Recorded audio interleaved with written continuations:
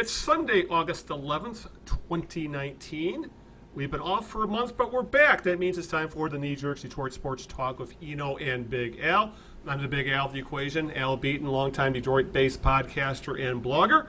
Joining me, as always, is the man who knows a lot of things about a lot of things. He's also on numerous places on the web where you can see him spew his opinions on the Tigers, Lions, Red Wings, and Pistons, and anything else that's on his mind, and that would be Greg Eno. Gregor, what's up? Hey, good to see you, Al. Al took a nice break. Went down south for a little while. I went out, on vacation, like, Yes, it wasn't on vacation up north. It was on vacation in Myrtle Beach. So a different type of sitting by the water, I guess you could put it. So well, this time you were able to actually sit by the water as opposed to mow grass and exactly. And other things that you do up north. Anyways, we're back with you. I appreciate you being with us. I am Greg Eno from my Out of Bounds WordPress blog and my Winged Wheeler Red Wings blog, also on WordPress. Catch me pretty much every week on one of those two places. Follow me on Twitter at Greg Eno, and follow the Knee Jerks on Twitter at the Knee Jerks, and we're also on Facebook as well. The Knee Jerks is where you can find us there. We have no guests again. It's going to be Alan and me, but we will. Is that a warning or? Yeah, right. Maybe we should do is we should say even on the weeks when we don't have a guest, we should say, which is often, is to say that we do, just to tease people along, and then say, oh, I guess our guest can't make it. And then, there you go. But anyway, we are. I will be. As we get closer to football season, though, I will be trying to work on somebody to join us with talks, maybe some college football. We'll do something like that within the next month or so. But for now, it's going to be Al and me. We have some Tigers to talk about, some Lions now that they're underway officially with the exhibition season, and putting a couple other things on the docket. Before we get to any of that, we're going to play a game that we like to call Whose Birthday Is It, Maestro? Everybody knows how we play this game right now. I'll give Al a clue or two or three of an individual whose birthday it is today in the world of sports, and if Al can correctly guess that person within the first two clues, he will receive a couple of cases of micro shakes. Micro what? Micro shakes. Those are those items, Al. They came frozen. You put them in the microwave for like 30 seconds. Oh, good Lord! Now I know what you're talking about. And they became milkshakes. I had to think about it for a sec because micro tends to be a different definition nowadays. And right. I remember having those in our freezer when I was younger. Yes. Yeah, everybody did. Oh my goodness. Yeah, I had to. Cause I'm like. Some people probably still have it. I probably had that quizzical dog look there for a second. So. All right, fire away. Okay. Here's the deal. This person, Al, made his name in the world of baseball. He was born on this date in 1938. Sadly, died rather young. Died in 1995 at age 57, but was a pretty darn good baseball player in his day. He played from 1958 to 1975 for 5 different teams across 2 leagues. He was. Maybe you would call him in the Hall of the Very Good. He's not in the Hall of Fame, but maybe the Hall of the Very Good. Occasionally his name pops up as a potential Hall of Famer. He was an outfielder, I will tell you that. He amassed over 2,700 hits, I will tell you that. And I will tell you that he was also an employee of the Tigers, but not as a player. I'm just going to take a shot in the dark. We're talking maybe Veda Pinson. We are. Very good. My God, I'm back. Good. I'm back. You're back. You're back to your form. Yes. What was the tipping point? You know what? It just, when you said Hall of Very Good, a guy who played in a lot of different teams, first thing that came to mind was Minnie Minoso, but that didn't fit the timeline. But a player very similar to him, Veda Pinson, and then the Tiger thing clinched it, because I do remember him in I believe, a coaching capacity. Yes, he was. Yes. He was a hitting coach from 85 to 91. Yep. And I don't recall what happened. He had a stroke on October 5th, 1995, and then died 16 days later. I didn't realize he died so young. Yeah, I did, but I just didn't know what he died from. But Beta Pinson would have been 81 today, so but he is the correct guess, and a couple of cases of micro shakes are on their way. I will start cleaning out my freezer as soon as we're done. And clean my microwave. It probably needs it anyways. All Okay, right. well, let's move on. Please. All right. As Greg said, we're going to pretty much concentrate on the Tigers and Lions on this because honestly, it's really a dead period when it comes to the Pistons and the Red Wings right now. Anything we'd be talking about them, we'd just be rehashing what we've been rehashing. So we'll stick to the two sports that are literally playing games right now. As the Lions actually had their first exhibition game this week, and obviously the Tigers are doing their best to be historically bad. Oh, and one other thing, want to apologize right now. I have my air conditioner running, so if there's a hum you hear in the background, I have to have it on, or I would die at least halfway through the podcast. So I will try to get rid of it as much as I can in post. All right, with that, Greg, let's start talking little Tigers, as we haven't been able to really talk about them since before the trade deadline. I think the last time we spoke, it was just a couple of days before. No, it was like actually it was a couple of weeks before the trade deadline, actually. And then we were kind of pondering what they might do. At that point, when we last spoke, Avila had just gotten his contract extension. And us, along with many other people, said, why give him the extension now? Let's wait to see what he does at the trade deadline. Well, he made his trades in, I think the only real, I don't know even call it a shocker, was he didn't trade Matt Boyd, claiming that he didn't get an offer that he thought fit a guy who had so much team control and was hit with his talents, but he was able to trade Shane Green and the Castellanos. But more than that, the Tigers have really, record-wise, continued to flirt with the possibility that they may be historically bad. As I was talking to Greg about this before we started recording, for all the attention the Orioles are getting for their futility, and the thing with the Orioles is when things go sideways for them, they go sideways in horrific fashion, like last night where they gave up a monstrous amount of home runs and runs. But even though the Orioles are making all the news for their pitching futility and how things are bad for them, the Tigers actually have a worse record by a couple games. And for that matter, Greg, there's still a possibility the Tigers could threaten their own American League record of 119 losses, as we're very familiar with that season. Yeah. And some of these numbers, Greg, the run differential of the Tigers is a negative 222, and the way things are tracking right now, I got the Tiger game on in the background, that run differential is going to get worse as they're losing to the lowly Royals again today as we're recording. As a team, offensively, the Tigers are slashing 235, 295, 385. Essentially, Greg, they are slashing like maybe Ray Wirt in 1968. Actually, with those kind of numbers. Ray Euler. That's it. Yeah, I'm thinking Don Wirt, Ray Euler. But they're both the same kind of player. They couldn't hit. Right. Yes, and but the Major League Baseball average is 253, 322, 439. Not great, but that's I would take a handful of guys on this team hitting like that right now compared to what they're doing, especially since the trade of Castellanos, Greg. The Tigers, other than Cabrera, who's, as we've spoken before, has become essentially a singles hitter. He's being paid $30 million a year to put up a 750 OPS, but he's still a major league hitter. Other than that, there might be another guy or two on that team that would play in other rosters, but right now, other than that, it's a bunch of placeholders for the most part. So I think between a very middling trade deadline where Avila didn't fleece anybody, he pretty much got market value-ish for his two main pieces, and then watching the Tigers continue to struggle to the point where people are starting to talk about the 119, 120 loss threshold. I'll just say this, Greg, right now, today, while we're recording, the Tigers are playing on one channel. ESPN2 is showing Cornhole, and the Cornhole is a more compelling product right now. It really is. It was actually tense. And the Tigers, oh, good Lord.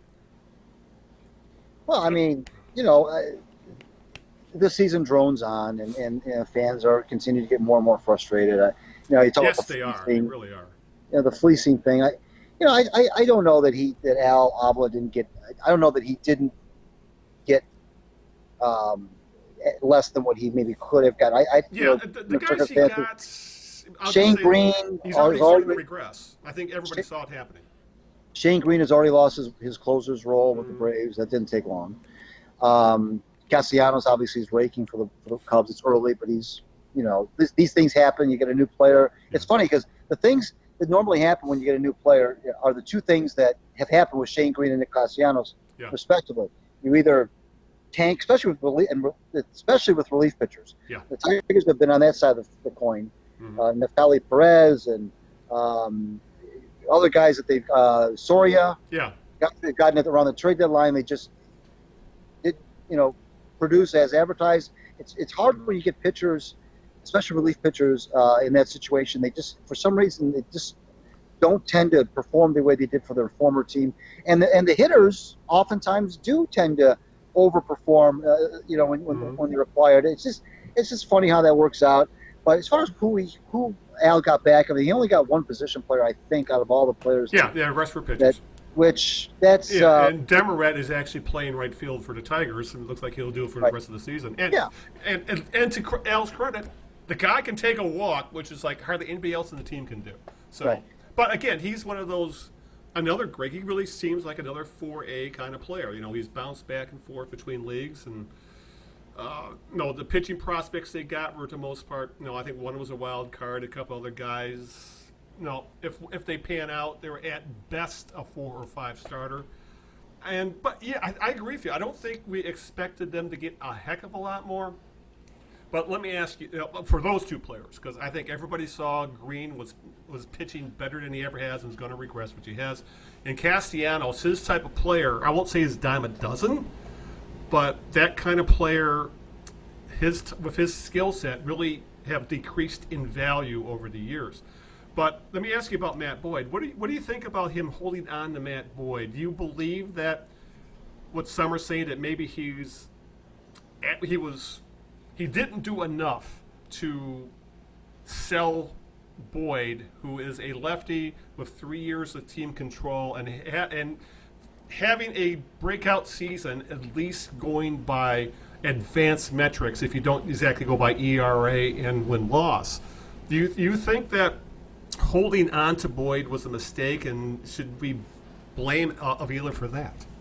No, I don't think so. I think that Boyd now, he's 28 now. He'll be 29 before next season begins. He'll be kind of in his prime when this rebuild, if it goes according to plan, that's the thing. Which is a big if, obviously. When the rebuild kind of goes along according to plan, he will enter into his quote-unquote prime years. He still has those years of team control that you've mentioned, and he's left-handed, and he's a starter, and I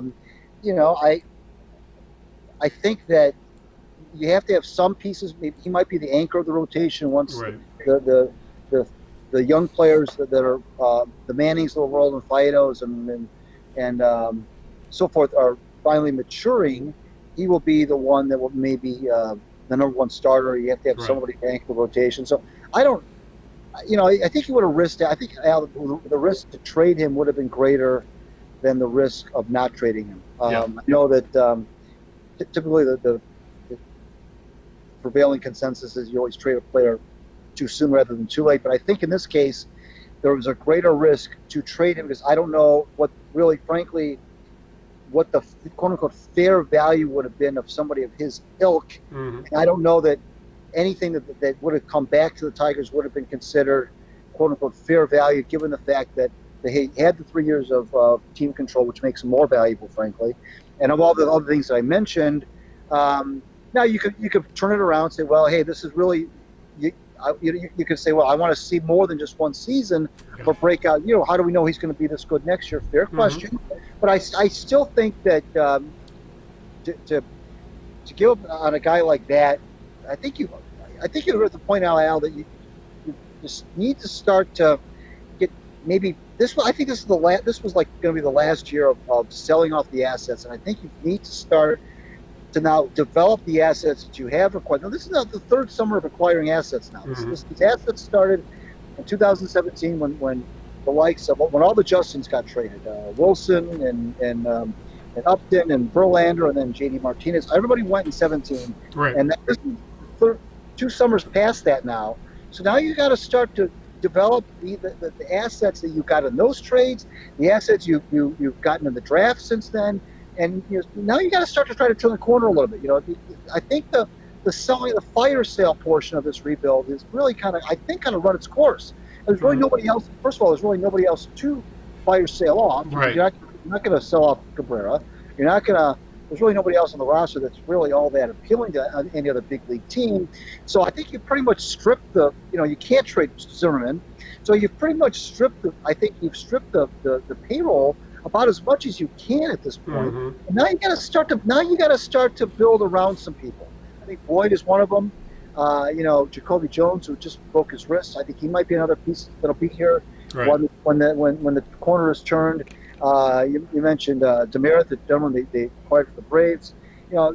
Jake Rogers. Now you got to start to, and I said in my piece over the weekend about Gardenhire, there comes a point where you have to, piss or get off the pot, and the Tigers now have to start, making that decision. We can't just keep selling guys off ad nauseum. I don't know who else are going to trade.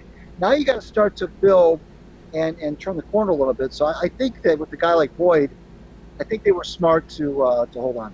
Yeah.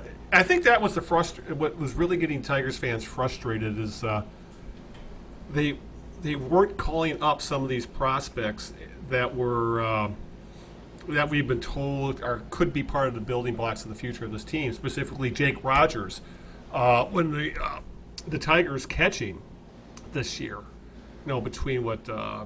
They had Bobby Wilson, who I think hit around his batting average was literally around 100 for this year.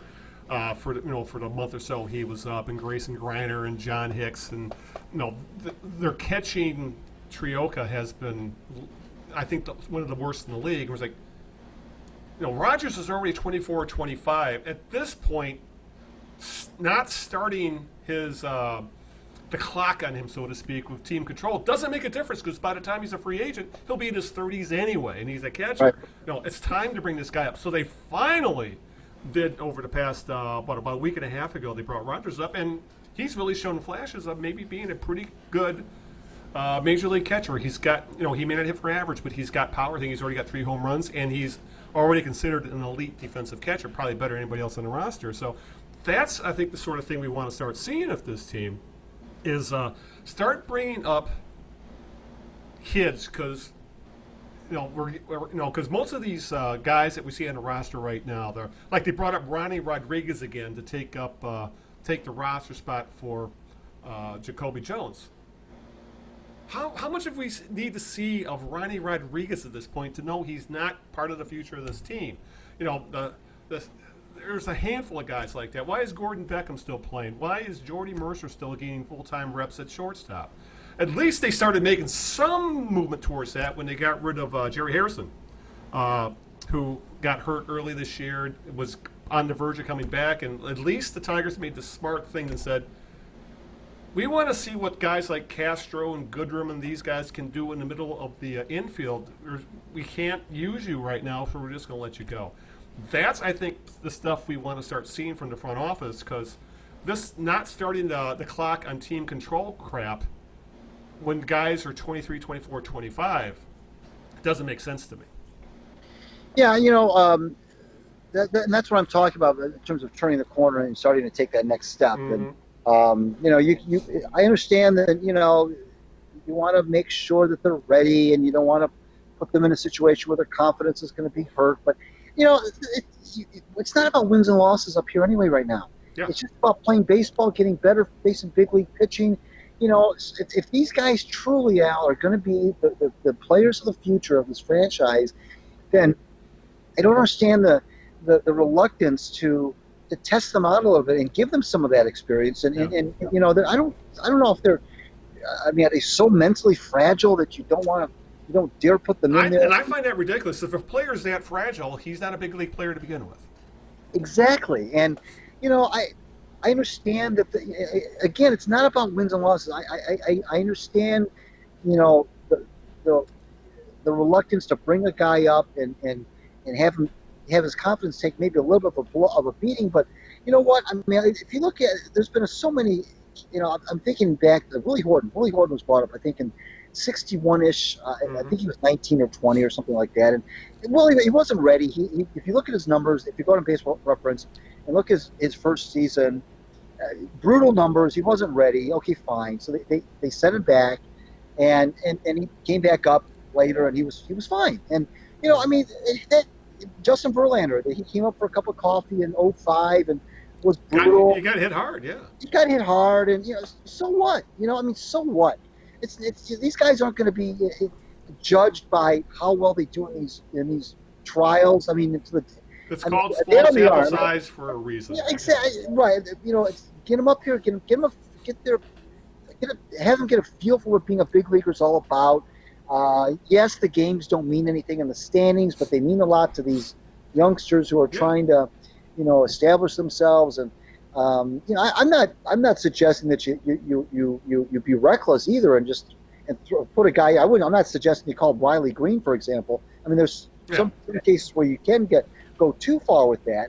But I'm so glad they brought up Rogers. I'm glad they put Demerit into the big league team right away. He was playing for AAA when he was with Atlanta. They put him in the lineup right away. That was before Jones got hurt even. And so I like that. I applaud that. You mentioned Bobby Wilson. Their catching situation was horrible. Yeah, and Wilson's like 35, 36 years old. Right. So it makes you also talked about Josh Harrison being cut, and then why is Beckham playing, and so forth. And yes, I agree with you to that extent about those guys. And but yeah, I think the fans would like to see. Frankly, I think if you brought some of these kids up more, you might see a little bump. I know there's not much time left for the season, but you might see a little bit of a bump in attendance. No, you definitely would. The curiosity of who these kids are and so forth. And but this is it's a painful process. We understand it. I'm willing to write this.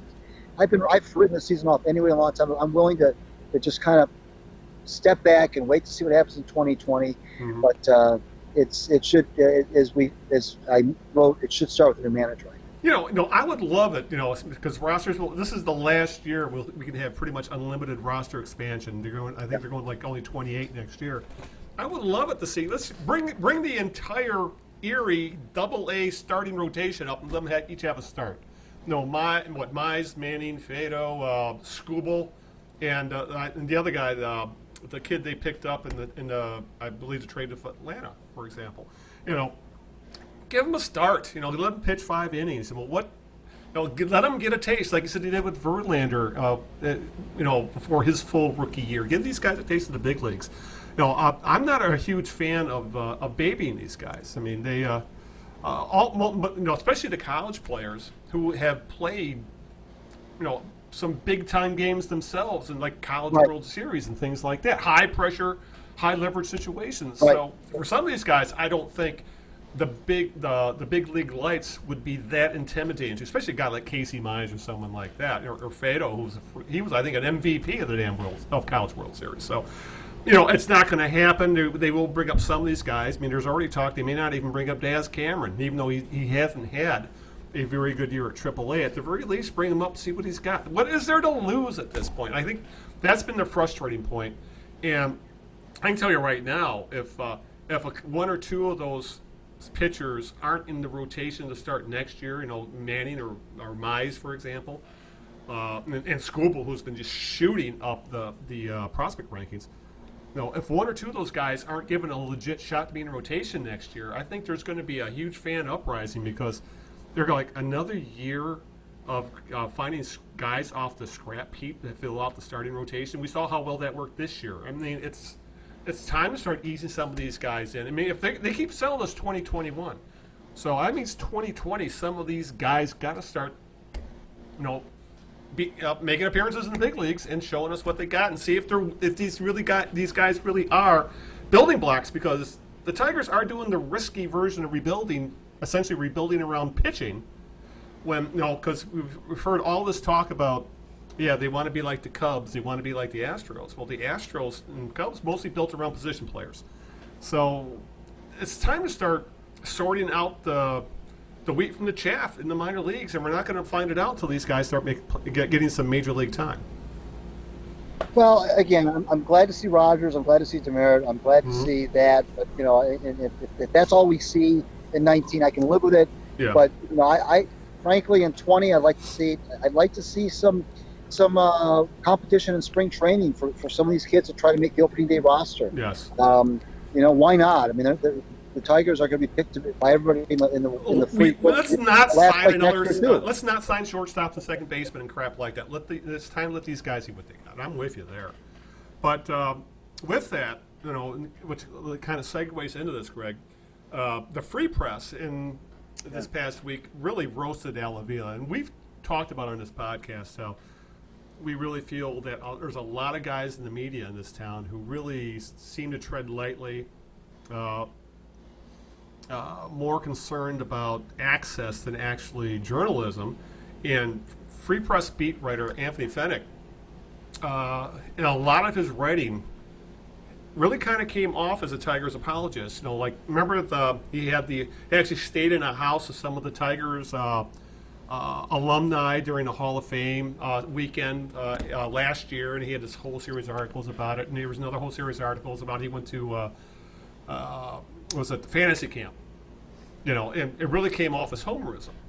Well, he stopped lofting softballs and started throwing fastballs about a week and a half ago, as he really, it was a scathing opinion piece about Avila, Tigers GM, about how he's handled past trade deadlines. And specifically, I like how he kind of threw this line back at him where Avila would follow these trades. Avila tends to say, it was a pretty good deal considering the market. And that's pretty much what we've heard for the last 3 years, ever since the J.D. Martinez trade, essentially. But the most damning piece of the article was Fennec's reporting of the handling of any possible Michael Fulmer deal from a couple years ago. As he put it, multiple persons with knowledge of Avila's past trade talks asserted the Cubs offered shortstop Javier Baez, an elite player now, as part of a 3-player package, and the Astros offered third baseman Alex Bregman for Fulmer and Justin Wilson. And both these guys are now, Baez and Bregman, are become 2 of the best players in the game. They're elite. They were elite prospects then, and they've actually lived up to the promise. Since then, obviously, Justin Wilson was traded for Jamer Candelario, who has a career 698 OPS, and has been up and down this year for the Tigers. And Fulmer, as we know, has been constantly injured and is currently recovering from Tommy John surgery. And there were a lot of red flags at the time saying that Fulmer's delivery might cause him problems in the future, which it has. So I just found it interesting to finally see that. I think that the beat writers and some of the opinion pieces we're starting to see in this town are starting to echo the thoughts of the fan base, Greg, with, you know, it's one thing to I guess, you know, it's one thing to essentially, I think what he's getting with it, I'll put it this way with Fennec, is that Avila tends to get in his own way when it comes to making some of these trades, like the Castellanos stuff, where he said, I don't have a market for him. That's not being a good salesman, if you know what I'm saying. And the same thing has gone pretty much, since J.D. Martinez was traded, that I can only do so. He's like, I can only do so much. That's only what the market will allow. And it comes off as he's making excuses for not being able to find those impact players that could kickstart this rebuild that is really starting to kind of drag and have people ask questions as, is there really a plan here? So I gotta be honest, Rick, I was shocked to see such a negative article towards the Tigers in the Free Press or in local media, period. And ever since, Fennec has tended to have more of a flamethrower when it comes to his writing. Some of his game recaps have been pretty darn sarcastic. As you know, it's coming off as a guy who's tired of watching bad baseball and is starting to come to the top. I even saw Chris McCoskey have a sarcastic, a more cutting game recap lately than I've ever seen from a guy like him before. So I just found it interesting, especially with Fennec, how I think the maybe the papers are realizing that, maybe we'll get more clicks and sell more papers if we don't wear orange and blue colored glasses all the time. Well, Unlike like Fox Sports Detroit. But the Fennec piece, though, Al, and I agree with you that at first blush it was pretty. It took Al to task. It did make him look good. But if you really read it, it was kind of Fennec was kind of, he would say one thing and then he would kind of almost like take the other opinion. Like I wouldn't. He would say something negative and then say but. Over here. Right. I don't have the piece in front of me, but it struck me that he kind of it was almost like Fennec versus Fennec, in that I understand what you're saying. That certainly by his standards it was clean, but it was also kind of like Al did this, but maybe he did it because this over here happened, or the Fulmer thing, but at the time it wasn't considered a good idea trip.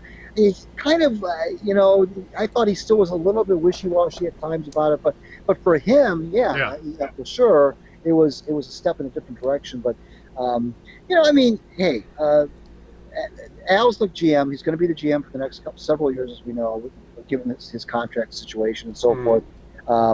It doesn't mean that he's not.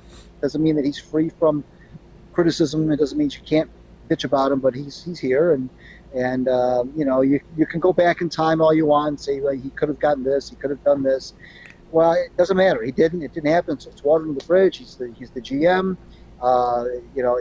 It's so what? We'll just move on and hope that it gets better, and hope that these kids that he has acquired over the years he hits on a few of them. He's not going to hit on all of them. We know that. Nobody ever does. And you hope that somebody rises to the top that nobody really expected. Maybe you get a dark horse guy, somebody who wasn't thought of very highly, who wasn't thought of very highly, and then all of a sudden here they are. You don't know how these things are going to work out. But I think Al, it's almost not so much about the prospects at this point. To me, the next phase of the rebuild is going to, yes, it's prospects, but it's about when do they decide to spend money. That's the question. When is the money going to start flowing again? When is the payroll going to expand again? Let's face it, that's the next phase of the rebuild. The next phase of the rebuild is taking the assets that you've acquired, getting them worked into the lineup, but then surrounding them now with help from outside the organization, bringing people in from outside the organization, and not just stopgap free agents like Jordy Mercer and Josh Harrison and Gordon Beckham, but free agents that people can get excited about, bigger name guys with resumes. And I know that's also fraught with danger when you start throwing a lot of money around. I get it, but there has to be a time where you add to what you have from outside the organization, bring people in. That's when the rebuild starts to become less of a rebuild, and now we've turned the corner officially, and we're going to try to become relevant again in the division. So to me, I'm past the prospect thing. I'm past what did Avila do in the past? It's over. It's over, done with. I'm more concerned with what does he do next? When do they start spending money again? Who are they going to bring in from outside the organization?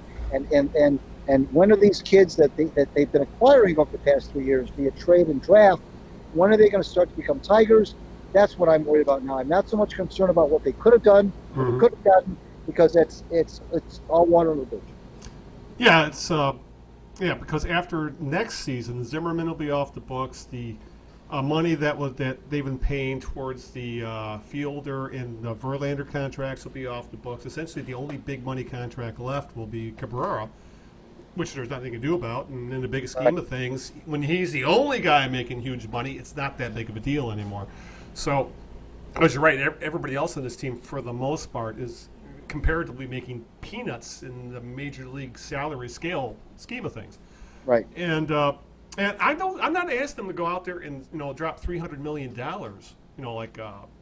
like Machado got this past off season, or I'm just asking them to spend money and do it smartly. There are especially the way things are going. Because we'll see what happens when the collective bargaining agreement ends, and because I know the players are going to want to change, and that probably shorten the time that there's team control that they have on young players, and try and change the salary structure. But there are bargains to be had in free agency if you, if you scout correctly and try to find the right holes. Kind of what Billy Beane did back in the day, with the Oakland A's, or what the Rays always seem to be able to do. I'm not exactly picking guys off the scrap heap, but finding useful pieces in free agency that are productive, fill specific needs on your team, and they don't cost you $20 million a year. They may cost you $8 million, $6 million, $5 million, something in that range. And that's the kind. And I'm still not convinced that this organization, this front office, is going to be able to find the right players, because this past off season, the free agents they did pick, just absolutely blew up in their face. So, there's going to be a time, Greg, where they're going to have to drop money on some big money players if they want to compete. It's not going to be 2021 just yet, but you can spend money smartly. And right now, they're just not spending money, period, for the most part. Or they make stupid mistakes like signing Mercer for $5 million, and then more productive, better shortstops actually sign for less money later on in free agency. That's the sort of stuff that I'm seeing from the front office that I'm worried about. Yeah, it's things have changed, as you know. Things have changed in the free agent market. You don't have to go out and you don't have to drop 10 years and $300 million on a guy anymore. I know that the Bryce Harpers of the world and the Manny Machados of the world got that kind of money, but that's not really what I'm talking about anyway. I'm talking, and you mentioned it too, spend money smartly. There are ways to bring in help where you don't have to pay a guy $25 million a year. And I think we're kind of getting away from that, Al. I think baseball is starting to get away from, at least with position players. I think, and you saw that again. Yes, Machado and Harper got their money, but look how long it took them to get their money. Number one, and look at the performance level. Neither of them are really performing to that contract. The Phillies, I understand their situation. They wanted to make a move in the East. The Padres are trying to become relevant, but they've got, as long as the Dodgers are there, it's tough. So they're essentially playing for it to be a wild card in the near future. But I understand what they're trying to do. They brought in Hosmer. They're trying to bring some people in. I give them some credit, but it wasn't exactly like there was a bidding war for those guys. It took a long time for either of them to be signed. In years past, Al, those guys would have been, there would have been a bidding war. They would have been signed before Christmas. They would have been maybe even before Thanksgiving. But now it just when I say spend money, I don't mean that the Tigers have to go out and drop $20 million on a guy per year. I think they can find pieces that will be maybe on a level below that to augment what they're doing with their kids.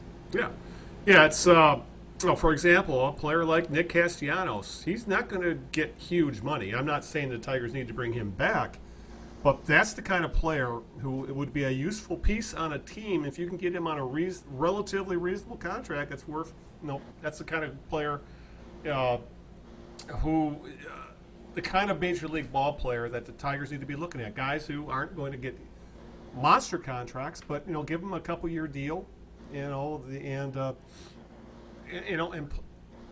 plug a few. Again, we're not talking this offseason, obviously, because we just spent 15 minutes railing about when are we going to see the kids, when are we going to see the kids.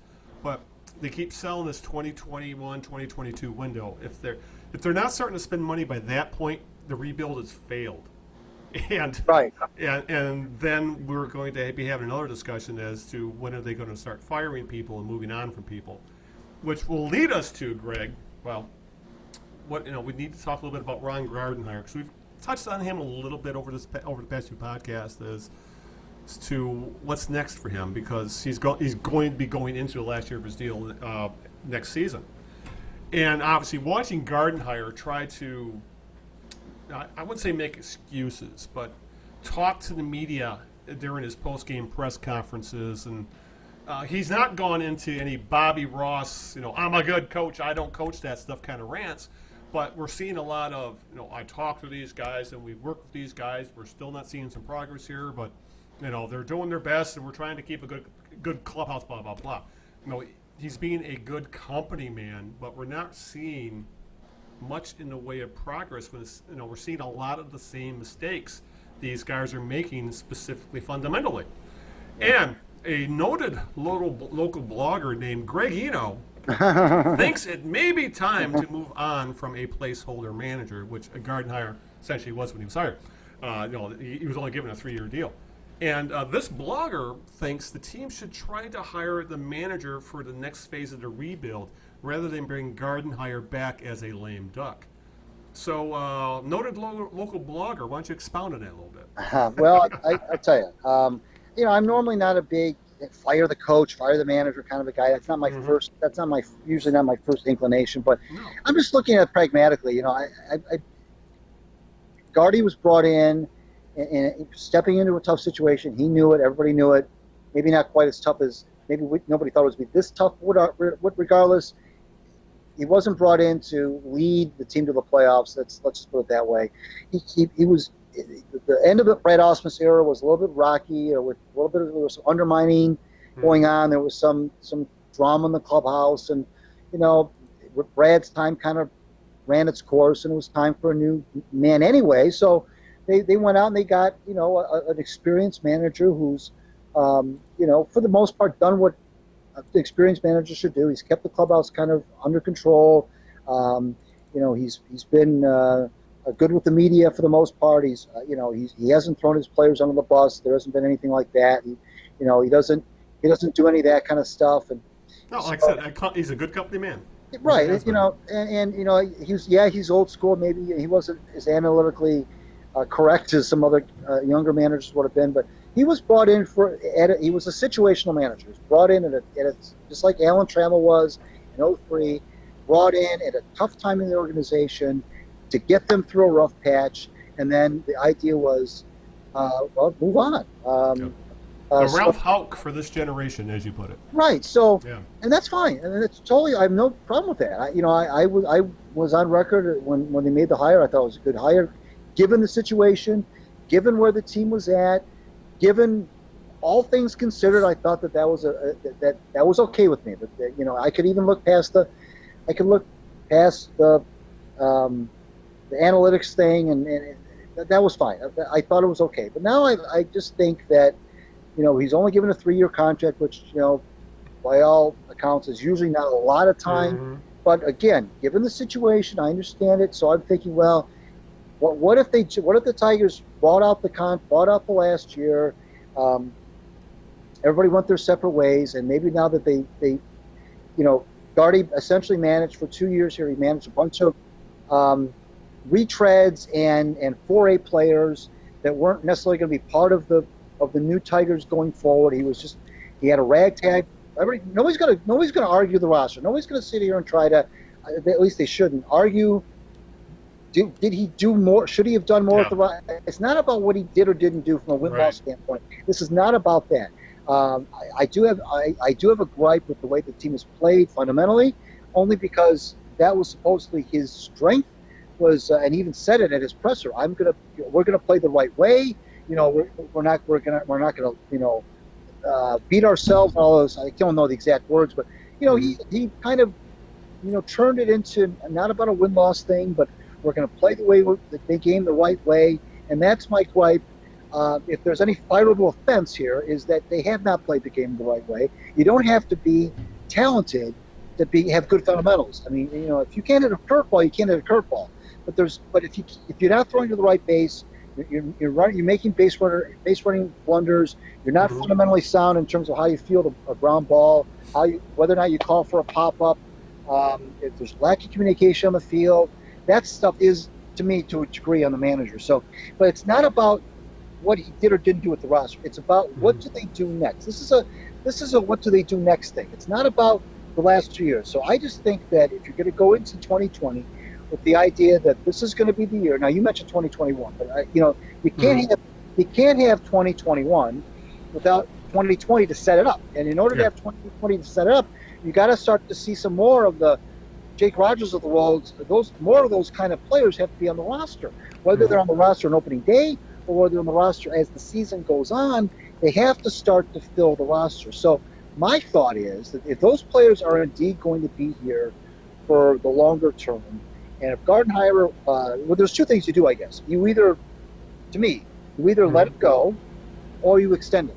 And I don't see the Tigers extending him for a couple of reasons. Number one, I don't know that either of the two parties wants this marriage to last much longer anyways. I think Gardy might have gotten this managing thing out of his system. I think he's, you mentioned the Bobby Ross moment.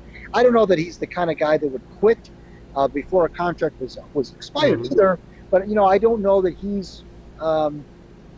The losing gets to you. I mean, he's had a lot. He's had a lot of 90-loss seasons, both with the Twins, the Tigers. It's been a long time since he's had a winning record personally. So I think it's, it wears on you. I mean, you and I can just choose not to watch. We can choose not to read about it. We can choose not to pay attention. But writers and announcers and managers, they have to be there. They every single day, and that it beats up on you. You get tired of that. You get tired of getting your brains beat out every night. So I understand where he may not want to be all in either.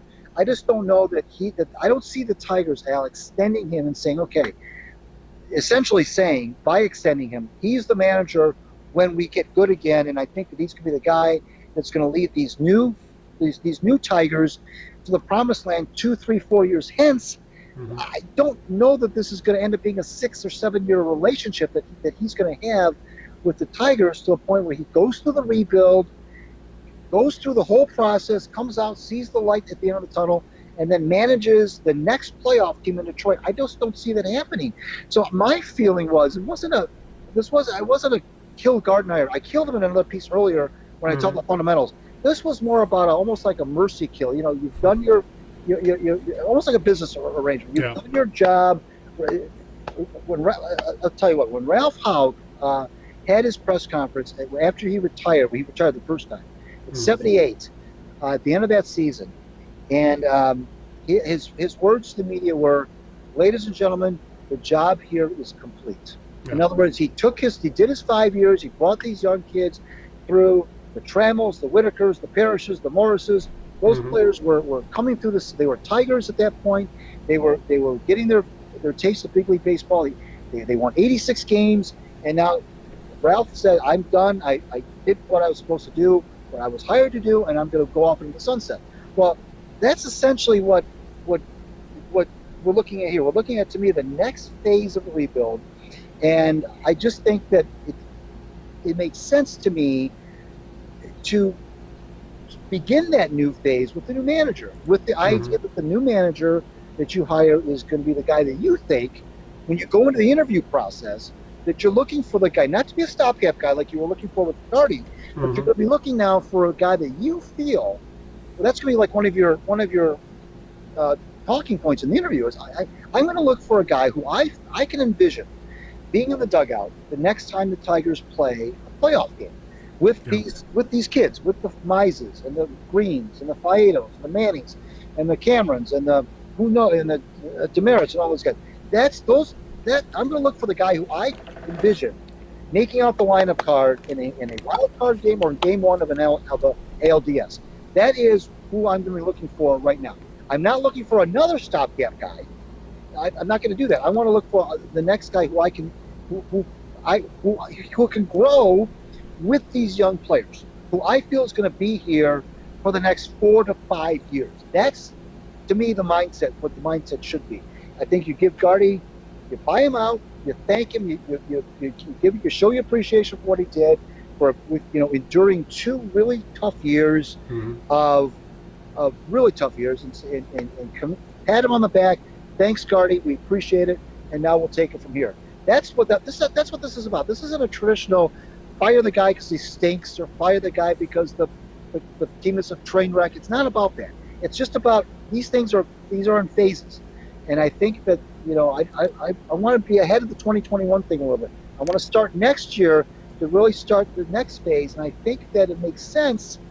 It doesn't make sense to bring him back for a third year where he's not signed beyond that time. And what good does that do? He's managing players, Al, that he's not going to be that are going to be here long after he's gone. Yeah. So I don't understand the logic, excuse me, behind that. So this isn't, because he's been so awful that he's got to be gotten rid of. It's just that I just think it's time to go in a new direction with new players all at the same time. Yeah, actually, you took one of my points away when you said, do you want a manager there who is not going to be with some of these younger guys for the long haul? Because Gardenhire is a short-termer. Because as you said, how often do you see a manager who runs a horrifically bad team and actually is able to hang around enough till that team becomes a playoff team? It doesn't happen that often. For every Joe Madden with the Rays, there's dozens of managers who are gone after 2, 3, 4 years and never get to see the fruition of any kind of rebuild or whatever. So I tend to fall towards that, because I also say this: the Tigers' brain trust, I think, is going to get one more hire when it comes to a manager, and that's the one that's got to count. And I'm with you. If I don't see them extending Gardenhire at all, and I'm with you. It's unfair to expect a guy to work as a lame duck, because it then becomes a hot button topic for the entire following season. And that's, even though the Tigers aren't going to be doing anything next year, it's still fair. I still find it kind of unfair to Gardenhire that he would go through this and then not know what his future might be with the organization. So I do tend to fall off that. The thing is, though, is this front office, is this organization that forward thinking to actually make a move like this? To think about 2, 3, 4, 5 years down the line, knowing that Gardenhire is a placeholder. Do you decide, okay, these kids, we're going to start bringing them up in 2020. Maybe it's time to get the right manager for these kids, and Gardenhire is not that guy.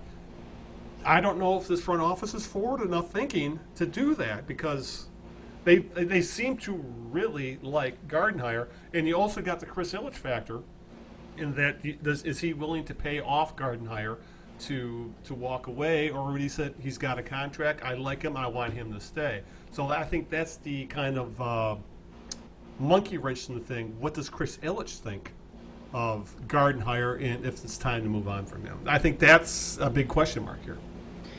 Well, yes, of course it is.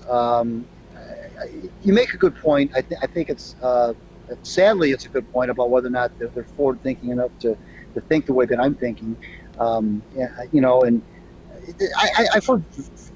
I've heard conflicting reports. I've heard what you've heard about Avila and Chris Ilitch like him. I've also heard that there's some of the folks that are in the next level below that who aren't as crazy about him, because he's still not. He's not analytic enough. Yeah, but I tend to fear what you're saying, but I don't know that. But the third year, bring him back, but then what? Here's the thing, Al. If you bring him back in that third year, okay, and you don't sign him to an extension, and here comes spring training now, and he's got this year that's all that's left in his contract. Then what are you? Then the question becomes, okay, if you're going to do that, and if you're going to leave open the possibility that you may extend him during the season, or you may indeed consider bringing him back in 2021, then the question becomes, then how are you judging him? How are you? What is then what does 2020 become at that point? If 2020 is going to be a referendum on the manager as to whether or not we choose to renew his contract or not, and what does that mean? What does that mean exactly? Does that mean now we're paying attention to wins and losses? Does that mean we're paying attention? What are we paying attention to? What is going to be the litmus test that will, in year 3 for him, for Gardenhire, that's going to determine whether Al Avila and Chris Ilitch feel comfortable with bringing him back for 2021 and beyond? Now, this is all, of course, predicated on the assumption that Gardenhire wants to come back, of course. But I mean, that's the other thing too, Al. It's the first 2 years it was about the transition, and they're going to be bad. We're going to sell off our assets and so forth. Okay, fine. But now if you're gonna bring him back for that third year, then you have to have something with which to grade him by, or else, because it doesn't make sense to bring him back for year 3 only to let the contract expire and then look for another guy in 2020. To me that doesn't make sense. I mean, to me, right. I mean, I'm not a baseball GM. I understand that, but to me, it doesn't make any sense to bring him back for year 3 and just say, well, you know what? No matter what happens this year, I'm not going to pay attention to wins and losses. I'm not going to pay attention to fundamentals. I'm not going to pay attention to player development. We're just going to kind of let the contract run out, and then we'll look for a new guy in 2021. That doesn't make any sense to me. Yeah. I mean, there has to be some sort of, if I'm Gardenhire, I want to know, what do I have to do? What if he does want to come back? If I was him, I would want to know from my bosses, guys, what do I need to do to show you that I'm worthy to bring back in 2021? I mean, that's a fair question. I mean, instead of just saying, well, I'm just going to manage this third year because you gave me 3 years, so that's what I'm saying. It doesn't make sense to me. Now, I understand you don't want to. I don't exactly know off the top of my head what he's being paid, but it can't be that much money where they couldn't just eat a year. I mean, and they don't do that very often. The Tigers have never really. No. I don't think they've ever. I can't remember the last time they fired a manager and ate money. I really can't. I mean, Luis Pujols back in 2002. Trammell. I don't know when they let Trammell go. Did he have any time left on his contract? I don't know. Because he was here for 3 years. I don't know. I'm trying to think. Who did Dombrowski fire early in the season? That's the Pujols. It was? No. Yeah. That was 2002. No, not Pujols. Garner. Phil Garner. Yeah. Pujols was an interim. Garner they fired, and I don't know. That was only Garner had only managed 2 full seasons and about a week of a third season. So I'm sure that there was some contract eating in that one. Right, but not a huge amount of money. That was a long time ago. Yeah, but I agree with you that one, it's not a huge amount of money to eat. I guess the other question is, with all this discussion, is what does Gardenhire want to do? For right. Right. If he wants to keep managing, if I'm Gardenhire, I'm pushing for an extension this offseason. Right. And I would come back with the, hey, I've been a good soldier. I've done everything you've asked of me. I run a tight ship. Right. There's been no controversy. Right. I deserve an extension. Yeah. And even though we're not winning, hey, that's not my fault. That's your job. If you're Gardenhire, if you're his agent, you're saying, look, he deserves, like you said, he's done what you asked him to do. Now he deserves a chance to manage these assets that you're bringing in. He's been doing this a long time. He deserves the opportunity. I mean, that's the argument you would make to push for an extension. And that's the question: does Gardenhire want to keep managing? And that's, I think, plays into this as well. Exactly, it's a huge factor in that, and that could go one of two ways. It could go, the losing is beating me down. I'm getting older. I'm ready to retire. And he's made a lot of money in his career. Or he may say, you know what? Damn it, I lost for 2 years with these ragtag roster. I want a chance to start to get a taste of what it's going to be like to manage the Tigers in the future and start to see what I can do in that regard. So you're right. It may actually be more that than anything. They may sit down at the end of the day, and we don't know also, Al. We don't know what the nature of the nature of the discussions around when he was brought in to begin with. We don't know what was laid out. We don't know what Al Avila told him. We don't know what Gardenhire said. We don't know how it was framed back in October 2017. If all the parties sat together and said, "Look, we're going to be going through because this was before they sold off Mike Byers and Leonis Martin and things like that." So we don't know if at that time there was still a thought that this may not be as long of a rebuild as we think. We'd like to see there's going to be some rough moments, but get through this rough patch and stick with us. We don't know the nature of those discussions. We don't know what kind of pretense Gardy was brought in under to know whether or not he would then feel like he's been led astray or was sold a bill of goods. Or I don't know. I have no idea. But I think it may be that more than anything will drive the discussion about whether he comes back for next year or beyond. And there's also one more thing we're forgetting: the Sparky Anderson effect. If an elite manager becomes available unexpectedly this offseason, that's true. That's the other thing. You don't know. And to the Tigers' immense credit back then, they saw the chance to get, and the Reds to this day probably rue firing Sparky Anderson, but the Tigers saw he was available, and they made the move despite the having Les Lawson had just given him a deal. So I think that's the other thing, and that's another thing. I don't know if this front office would do something like that. Say if Joe Madden became available, for example, Joe Girardi. Yeah, Joe Girardi, someone like that suddenly became available and was open to taking the Tigers. Girardi is available. Girardi is available. Oh, there you go. Yeah, and if they were open to taking the job, Mike Scioscia. Yeah, would you move on? Would you move on from Gardenhire? That's a question we don't know if Illich and Avila would do. Right. In this business, I think that's something you would really have to do. Say if a guy like Madden became available and he was willing to run your team, I'd be running over there for blank check. And say, hey, thanks, Ron. Been a great couple years, but it's. And then we could make that argument you're making that if we discuss this, you were considered a placeholder. I think we have the manager of the future. Here's an extra $3-4 million of your contract for next year. Go to Oklahoma and have fun. So I think that's the other thing we need to keep an eye out for is what's the managerial, who's available this coming offseason if it's worth making a move as well. Right.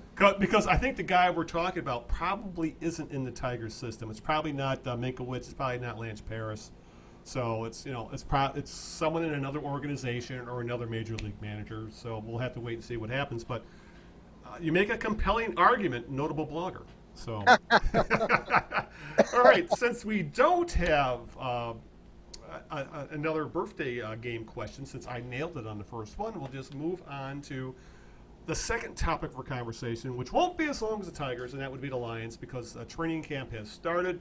The Lions played their first, I don't like calling it preseason, it's exhibition. It's an exhibition game. They played their first exhibition game this past Thursday, and as I put in the show notes, it was deja vu all over again. As we saw, just like last year, where the team got off to a really bad start in the preseason and exhibition season, and never really hit their stride for quite some time till later on in the year, or at least when the defense started to figure things out. The Lions lost their exhibition season opener in very ugly fashion. They dropped a 31-3. It was a 31-3 loss to the Patriots, and the game wasn't as close as that 31-3 score would indicate. It was that bad of a blowout. I mean, the Lions had, I think, -2 yards passing in the first half, for example. So there's two arguments to this, Greg. There are two sides of the coin, so to speak.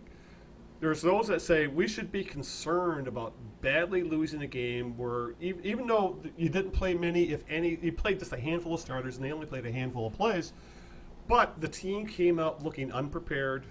They looked kind of lethargic. They didn't play very inspiring football. And that should be concerning because we saw the same exact thing last year. Then you'll have the other side saying, it's an exhibition game. It doesn't mean a damn thing. The guys who are going to be on the field week one of the NFL season didn't play, guys like Stafford didn't play at all. So we should just take this whole damn game with a grain of salt and give Matt Patricia time to get this sorted out. And because essentially this game was just a way to see his second, third, and fourth stringers and see what they could do with them. And none of those guys stood out. So I'm kind of torn here, Greg, because I've seen this so many times where, I see the talking heads and the pundits say, don't worry about it, it's just exhibition season. Yet, it's we see a performance like that, and too often it has leaked into the regular season. So I'm kind of torn on this because I ended up watching a good portion of the game, God help me, and it was disturbing to watch, to say the very least. I think more than anything, at least in my book, Greg, it was disturbing to see guys who are specifically playing for their NFL lives. I mean, these are guys who are trying to make the bottom part of the roster, and none of them came up big. And that kind of bothers me if I was a head coach of that team. Well, unfortunately, you're just talking to a guy who just refuses to put any credence in the exhibition season, especially game one. Let's say the Lions went out and just kicked the Patriots' butt and beat them 31-3, came out gangbusters.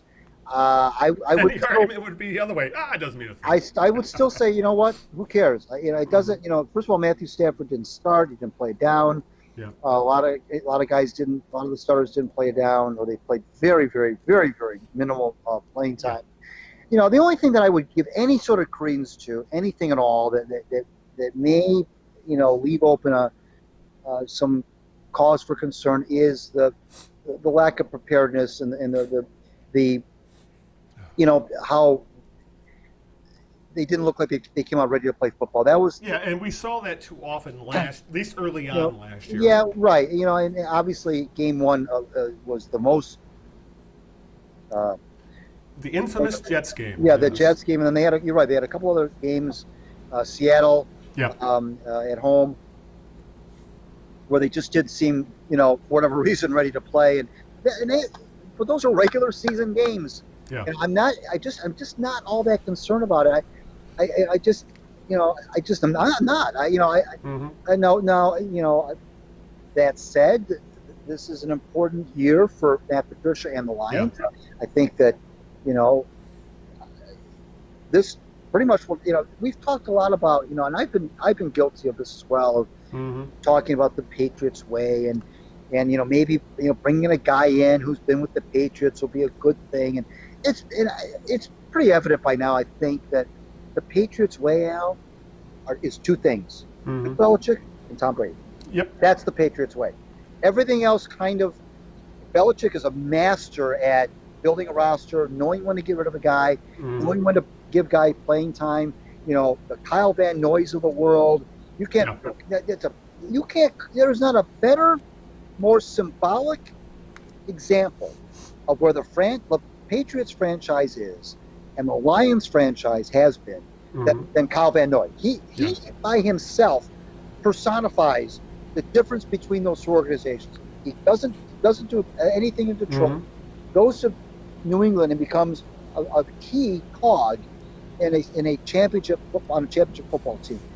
To me, that says it all right there. You have to go any further than Kyle Van Noy to see the difference between those two franchises. And the big difference is Bill Belichick is the guy. He doesn't have I know he doesn't have the title of GM, but he's essentially the GM of that football team. He decides who's going to be on the roster, who's not. He has very big influence on who they get, who they don't choose to re-sign, who they let go. They guys drop off, whether it's because of retirement or being traded or free agency, and they just seem to be able to just regenerate themselves. Yeah. And I know that Tom Brady only plays on offense, so that you can't just say it's just Tom Brady on the football field. They just have this. Belichick is a genius. Let's face it. Bill Walsh, he was a genius in his own right, but Bill Walsh was a genius from an X's and O's standpoint. Bill Belichick is a genius in a football personnel standpoint. He's got this innate ability to just always push the right buttons at the right time. Now this year they're going to be out without Gronkowski. Now all the naysayers. I remember the naysayers were out last year after the Lions beat the Patriots in the regular season. They beat them good. They really dominated the Patriots in that game. And I remember that the announcers, it was a nationally televised game. They would say, "Oh, maybe this is the year the Patriots take a step back, and the other teams in the East, come. And maybe they fall back to the pack this year. And maybe." And what happens? After that Lions game, they just went back to their old winning ways again. They didn't miss a beat. They were back to the old. And Brady's a freak of nature. He's 42 years old, and he just signed a contract extension. He looks and he sounds like he's 22. Yeah. It's amazing. So you have to get a little lucky too. You have to have a guy like Brady, of course. But Belichick, my goodness, you almost get the impression now that even if they did go through a bunch of quarterbacks, even if Brady wasn't there for a million years, that Belichick would still find a quarterback Yeah. to run the offense, and they would still find a way to win. As good as Tom Brady is, I mean, yeah, he's great, but you still have to have 10 other guys on the football field with him, and that's the genius of Belichick, the genius of being able to put together a roster and keep, and last year, I think, frankly, to be honest with you, I don't know how much consideration he got for Coach of the Year, but to me, last year was one of his better coaching jobs because of how they started. That Lions game was awful, right. and everybody was, all the football people were saying, this is it for the Patriots. They're finally done, and look what happens. Yeah. They completely destroyed the Rams in the Super Bowl. It wasn't even close, and it was close on the scoreboard for a while, but really the Rams weren't really in that football game. And that was supposed to be the Rams were supposed to be the new age, here come the Rams now. This is they represent the future of the NFL. These are the new young bucks. And what are the Patriots swatted them like a fly. So it's so maybe this whole thing about Patricia being part of the Patriots culture, maybe we're just, and how many times shame on us, Al, as people who cover the NFL and observe the NFL, shame on us. How many former Belichick assistants have become head coaches with other teams in the league and have fallen on their faces? How many? But you're almost all of them. And you can make an argument that Bill O'Brien's been the best, and he's been middling at very best. What is that? How many times do we have, how many examples of this do we have to see to realize that the Belichick, there's one Bill Belichick. There's one. Just like there was one Lombardi, there was one Walsh, there was one Shula, there's one of these guys. One Paul Brown. Yeah, you can get a couple guys off the coaching tree, and maybe they might do something, but ultimately there's one Belichick, and there always will be one Belichick. We've seen it time and time again. Nobody at this point, Al, because they've already had like 5 or 6 guys try it. Nobody at this point is going to become a Belichick disciple and go on to another team and be Belichick. It's not going to happen. If it hasn't happened by now, it's not going to happen. And that's not, by the way, it's not an indictment on Bill Belichick that hasn't happened. If anything, it adds to his aura of being this genius that it's non-transferable. His genius is non-transferable unless you're bringing Bill Belichick himself to your organization. Right. You're not. All you're going to get is a cheap knockoff. So that's why it's important. So it's not about Belichick anymore. It's not about the Patriot way. It's about, is Matt Patricia a good football coach or not? A football coach? Does he have it? Does he have what it takes to be a winning football coach in the NFL? We don't know, and it has nothing to do with Bill Belichick. It just has to do with him.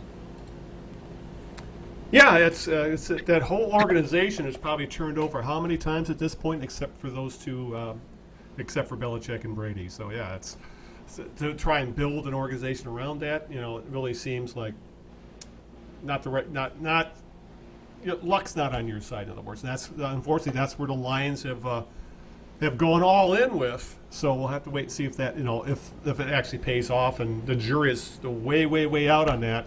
But things are not, even though they look like they'll be a better team this year, it's hard to say if they're actually going to be a playoff team because they're in a pretty damn competitive division, and obviously the Lions are the Lions. So, but that first exhibition game, I'll just say this, didn't mean a thing, but you needed eye bleach after that damn game. It was that bad to watch, especially watching David Fales, who got stuck playing quarterback because Tom Savage suffered a concussion. Actually, we're going to get into that. And watching him try to play quarterback, oh my God, it was awful. But that leads us to, the opinion, I think we're both in agreement here, that exhibition games are a pox upon humanity, and specifically a pox upon professional football players, because thanks to injuries, which were suffered in what we're both agreeing was a completely meaningless game, which fans are charged full damn price for. It's part of their season ticket package. The Lions lost wide receiver Jermaine Kearse, who was going to be their number 4 receiver from all accounts. And he lost it. It was a brutal injury, the type where his foot's pointing in the wrong direction type of injury. Broken, I believe, was a broken leg and ankle damage, so he's out for the year. He also lost a possible rotational lineman in Darius Kilgo. They have not said what the injury was, but he only lasted a few series, so he limped off, never went back, and he was put on the injured list.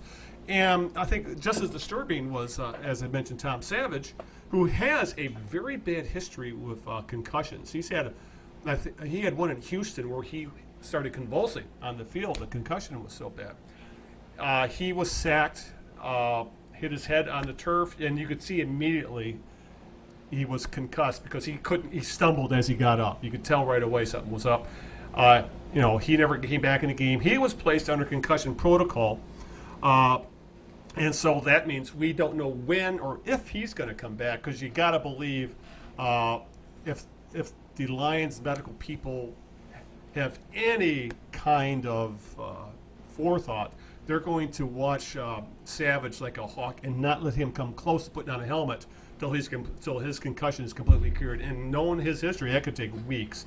So that led to the Lions signing a new quarterback to replace Savage. The Lions inked 33-year-old journeyman Josh Johnson, and I think Johnson has played for 13 teams. He's started for 2 or 3.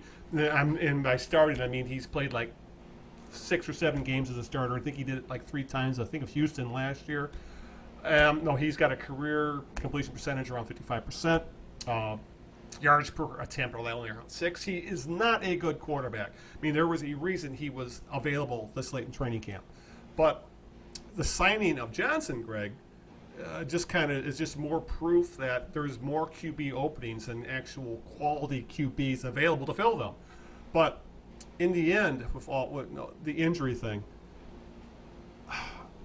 it just makes it's just more and more of a case to why you don't play guys in the preseason, that you don't play Stafford, you don't play Kerryon Johnson, you don't play Trey Flowers, you don't play any of these guys. I don't even care if you don't play them in the third game, which is by conventional wisdom, the game where you play all your starters for a half. Yeah. Mm-hmm. Yeah, and you play them for it.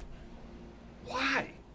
Yeah. It seems to me that teams are smartening up, and we're seeing stuff like what the Lions were doing last week and this week, where they play scrimmages. Teams like this past week, the Patriots came to town because they had the exhibition game. So they came to town, had joint practices and joint scrimmages, and then this coming week, the Lions have an exhibition game in Houston. So they're traveling to Houston to do the same thing, with have scrimmages, have joint practices, where there's a little more control in the game, and be able to control their players. And so you don't have situations where you have a guy trying to make a tackle, rolling onto a wide receiver's leg and snapping it in half. Right. So, between and it's hard to believe. Remember when we were young, the exhibition season was 6 games long, which was absolutely. And the starters played a lot of those games. And yes. And the win-loss record was taken more seriously those games. Yes, exactly. And it wouldn't bother me at all. This is the hell with exhibition games. Let teams figure out a way to get ready for the season how they see fit, which would probably be like we've seen with the controlled scrimmages and shared practices, which makes a hell of a lot more sense because, these guys play a 17-week, 16-game season, and then to ask them also to play any extra time, I think, is just so much unnecessary risk. It wouldn't bother me at all if Matt Stafford did play the entire preseason at all. Right. As we've seen by how bad the Lions' backup quarterback situation looks, I would keep some of these. I would not. I'd say I'm taking. You can stand on the sideline, but I'm taking a helmet. I'm not letting you have the helmet. You're staying on the sidelines. So, so exhibition games, they're obviously a money grab because they probably get to keep all the money they get from local television. They probably don't have to share it, and also the fact that they get whatever ticket revenue and any kind of revenue they get from these games. But the fact that people actually go to them, I think, is probably the most jaw-dropping fact of all, Greg. I just don't get it. Well, it just goes to show you how insatiable football fans can be. Yeah, good, yeah, Exactly. Football. I don't recall Al back in '87 when they had the strike and they brought the replacement players in. I don't Yeah. recall what the attendance figures were for But those people games. win. Some people win. Yeah, but yeah, the exhibition seasons, yeah, they're just that's the allure of the NFL to people. Yeah. They can't help themselves, and it's not like the discounted ticket price. It's not like you can get in for cheaper. Right. It's not like the beers are any less expensive. It's Yeah, not like the exactly. hot dogs are any less expensive. It's not like the parking's any less expensive. They don't cut you a break on that stuff, even though you're not likely to see the players that are really going to be playing for any length of time. There's some people that say, well, I like exhibition football because these are players who are largely they're playing for roster spots. And I understand that. I can respect that opinion. But, the bottom line is the games don't matter. They don't count in the standings. And, you mentioned something a few minutes ago about, you wouldn't care if Matthew Stafford even played it down in the preseason. And Right. I wonder if there's I don't know enough about the player, about the CBA, and about what the commissioner has told the teams. I don't know if that would even fly if a team chose to not play a healthy starting quarterback at all in the exhibition season. Right. Guess what? I'm not going to play Aaron Rodgers. Tough. I don't care what you say. He's not setting foot on the field until opening day. I wonder if a team would ever have the chutzpah to do that, because I know that coaches, they like to have their players have some playing time in the exhibition season. They feel like if they don't, then they're shaking off the rust in the regular season, and I understand that. But I wonder if any team would have the guts to say, even with the guy who's not even injured, to say, I don't even want to take a risk with my starting quarterback. And it doesn't have to even be the quarterback. It could be a position. It could be anybody. Yeah. I don't want to take the chance of my starting unit to suffer any injuries in the preseason in a game that doesn't matter and be lost for the season, like in the case of Jermaine Kearse. Or I want to give more opportunities for my younger players. I'm making my roster decisions based on these 4 exhibition games, and I don't even want to see my starters out there. Yeah. I don't know if a team would ever have the chutzpah to do that, because I know there's a lot to be said. I'm sure they get a call from Roger Goodell. Well, yeah, that's what I'm saying. I'm not sure if that would fly with the commissioner's office. Right. Yeah, because it would just fly in the face of the NFL making a big deal of exhibition games when you have teams saying they mean so much, we're not going to play anybody. Right. Yeah. But yeah, I'm with you there. It's I would love to see a team say this is stupid. We're losing. Because you hate to put it in these terms, but this is how the teams would see them. These guys are assets, monetary assets. And if these assets, they no longer be our assets if they're injured. How about Kerry Hyder? Remember Kerry Hyder? Yes. He had that breakout year as a defensive lineman. Yeah. And then he came out and the first exhibition game suffered an injury. He's out for the year. Yeah, exactly.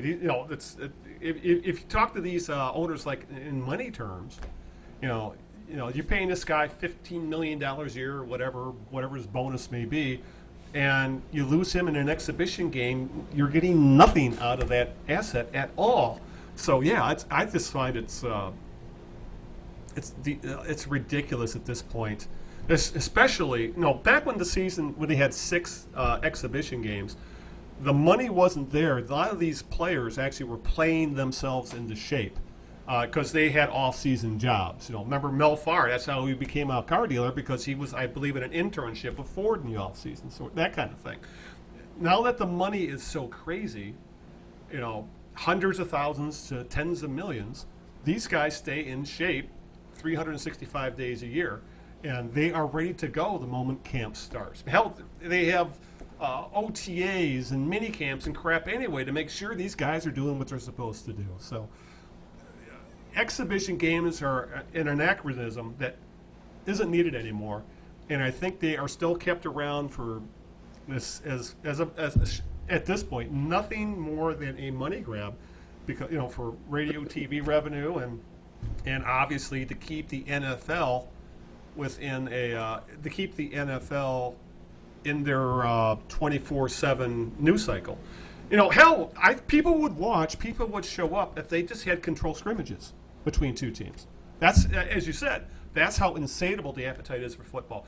They could broadcast that, people would show up and people would watch, and I don't think anybody would complain. Agreed. All right. With that, I think we need to start wrapping things up because I hear Greg's got big plans for tonight. So, because actually we're recording this podcast a few hours earlier. I usually record later on Sunday nights. We're recording in the afternoon today because Greg's got stuff to do. And we're on a need-to-know basis. So I'm just letting you know now. So, with that being said, who is your jerk of the week? Well, my jerk of the week is it's kind of low-hanging fruit, and it's Chris Davis of the Baltimore Orioles. He had a run-in last week, we all know, with rookie manager Brandon Hyde.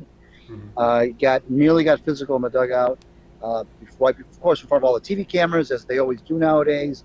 And Hyde said he could have handled it differently. Davis said he could have handled it differently. They all said the right things after the fact, which is easy to do.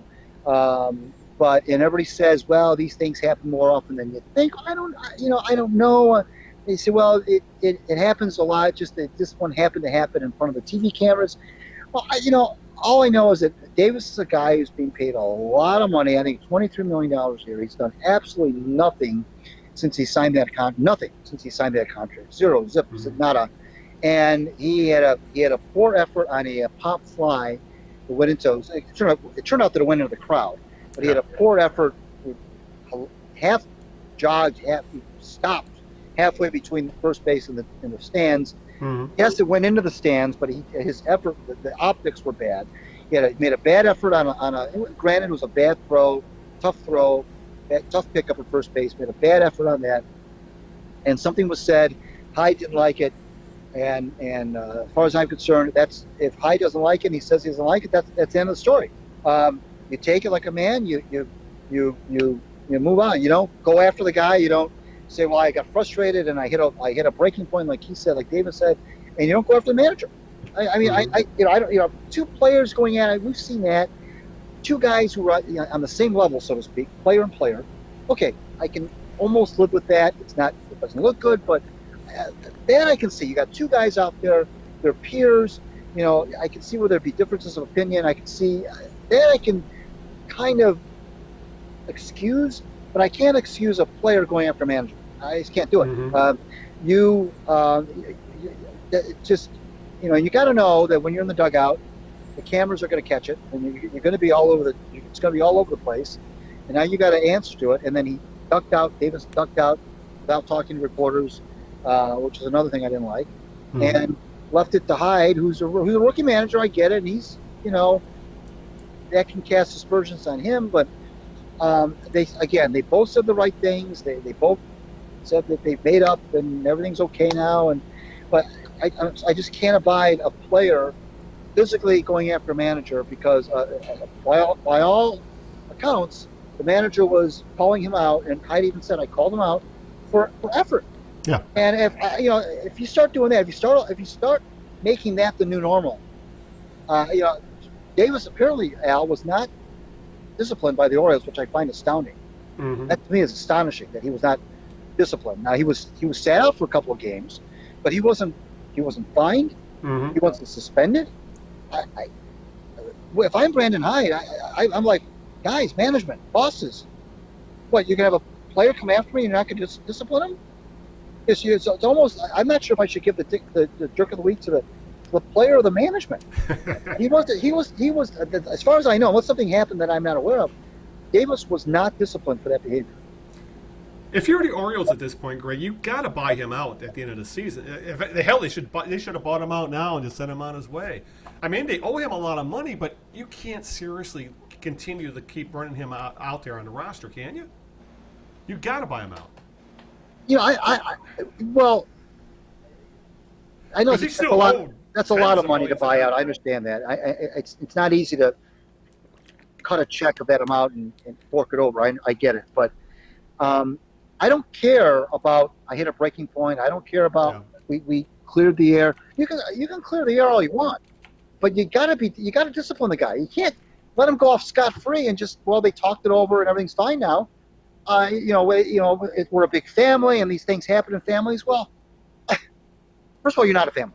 It's a business. It's an organization. You get to say you're a family all you want. It's a business. He's being paid a lot of money to perform a job. He went after his boss physically.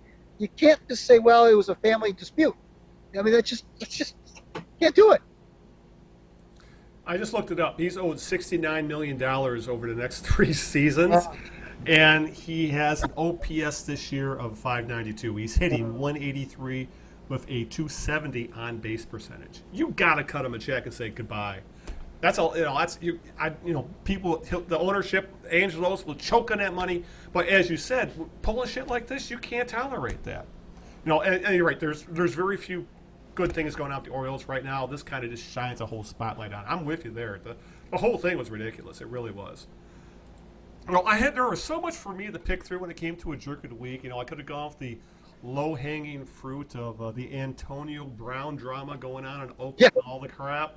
And I can't wait to see Hard Knocks this coming week with all this bullshit with the, with his feet, now the helmet thing, where he does, But, I'm going to let my politics bleed out a little bit with this. And my jerk of the week is going to be Stephen Ross, the owner of the Miami Dolphins, who was called out this week by one of his own players, Kenny Stills, a wide receiver with the Fins, the fish, whatever you want to call him. And it came out that Ross, who is a billionaire multiple times over, I think he's worth $7 billion, something like that. And for that matter, he's also a big-time Michigan donor and alum, University of Michigan. Well, he has a nonprofit, Ross does, called the Ross Initiative for Sports and Equality. But Stills had the temerity to point out that Ross is also holding a $250,000 a plate fundraiser for Donald Trump in the Hamptons.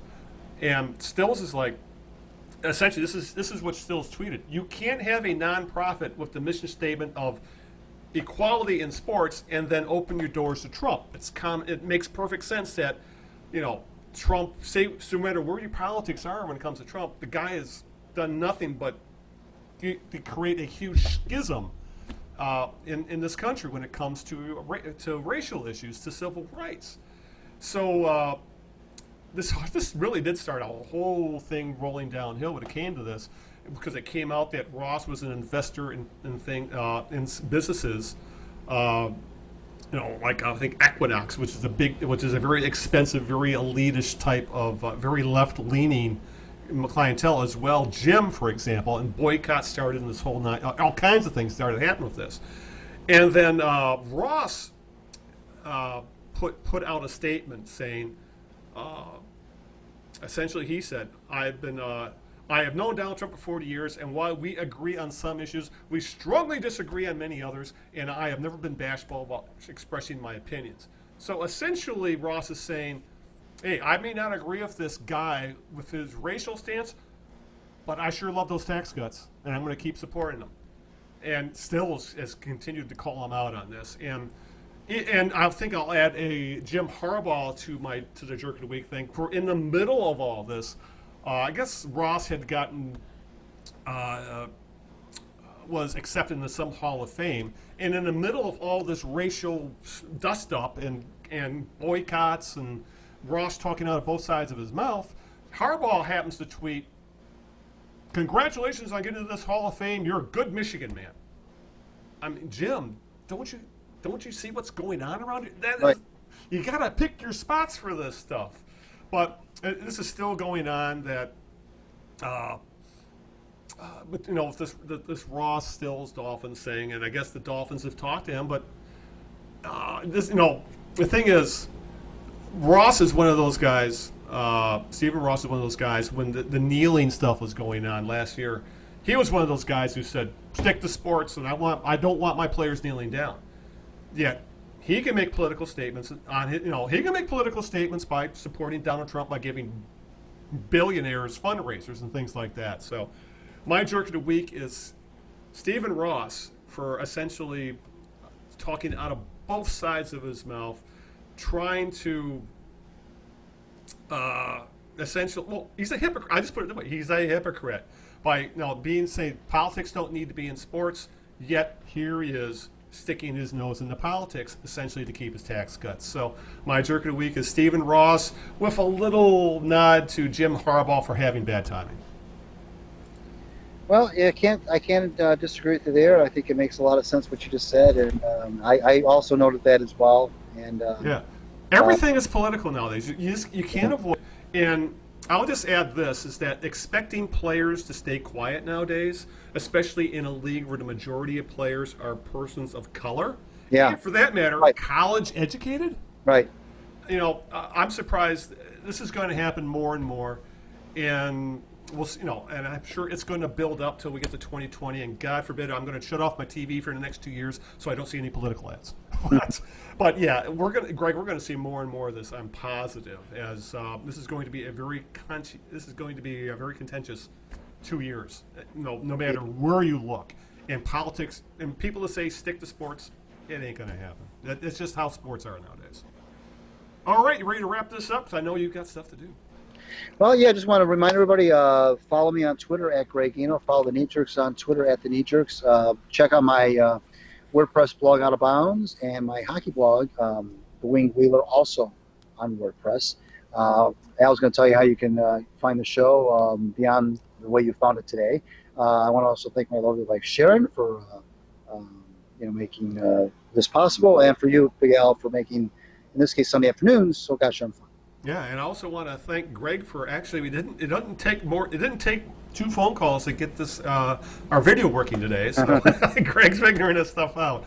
No, to listen to the show, as always, you just go to iTunes, search the Knee Jerks, Eno and Big Al. We're also on Stitcher.com. That is available on pretty much every device out there. It can be found on a computer browser. Go to Stitcher.com. You can also find it in the iOS App Store. You can also find it in the Android Play Store, Google Play. Again, just search the Knee Jerks, Eno and Big Al. As always, there will be links for those specific apps in the show notes. We're also on YouTube, where you can see us arguing for an hour and a half on video. Mm-hmm. May not be pretty all the time, but I didn't even shave for this one, so I'm just warning you now if you want to catch the video. Again, we're on YouTube. Subscribe, hit the little bell thing so you get notified when a new video goes up. And, of course, again, search the Knee Jerks, Eno and Big Al, and please subscribe on YouTube. And, of course, we're pretty much available on every damn podcast catcher out there. All you have to do is search the Knee Jerks, Eno and Big Al. Hell, the Knee Jerks would be enough. And, of course, go to thekneejerks.net. That is the kind of the podcast mothership. If you want to do a direct download of the podcast, and all the show notes will be right there. Again, links will be for all of this will be in the notes, so always be on the lookout for it. So, and also I want to give a shout out to Linda, who is actually probably just gotten out of bed because she worked midnights last night and going to work today. She's going to go save lives in the ER again, so give a shout out to her. And we'll be going up north next week. Can't wait. And, of course, a shout-out to Greg, who he's a man of mystery. He's up to something going on here tonight, so, he's in the news. I don't know. No, I'm sure Greg's got a family thing going on or some such. So, but regardless of all, I want to give a shout-out to Greg for making my couple hours on Sunday a lot more fun than they would be normally. Rather than me just sitting all by myself in my home, I get to hang out with Greg for 2 hours and argue about sports. Even if we agree, disagree. It's okay. We don't argue that much. No, not really. No, it's not. But again, I think that about covers it. So with that, I think it's time to get the hell out of Dodge. As I need to get thinking about what to make for dinner as well. So until that time, 2 weeks from now, I'm sure we'll be arguing about who's going to be on the Lions roster and what the hell's going on with the Tigers now. And actually, a couple weeks now, hopefully there'll be more prospects to talk about.